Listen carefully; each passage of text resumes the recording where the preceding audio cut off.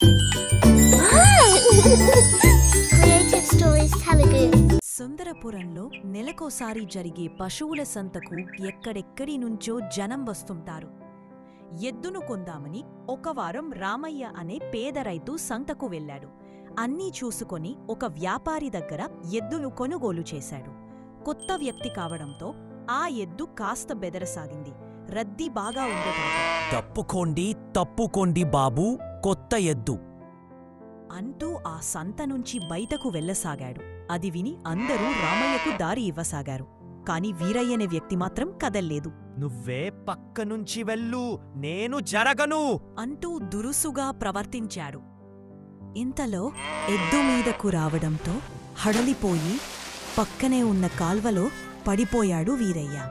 పట్టారాని కోపంతో బయటకు వచ్చి రామయ్యను న్యాయాధికారి వద్దకు లాక్కెళ్లాడు.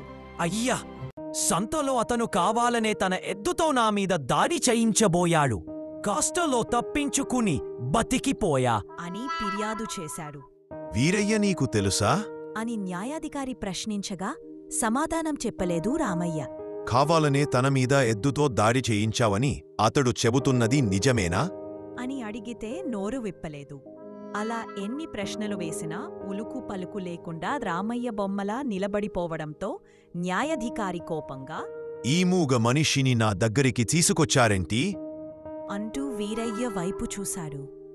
అయ్యా, తను ఎప్పుడు నాటకాలు వేస్తున్నాడు కాని సంత నుంచి బయటకు వెళ్తూ తప్పుకోండి బాబో, కొత్త ఎద్దు అంటూ ఊరంతా వినిపించేలా కేకలు పెట్టడం నా చెవులారా విన్నాను అని చెప్పాడు వీరయ్య.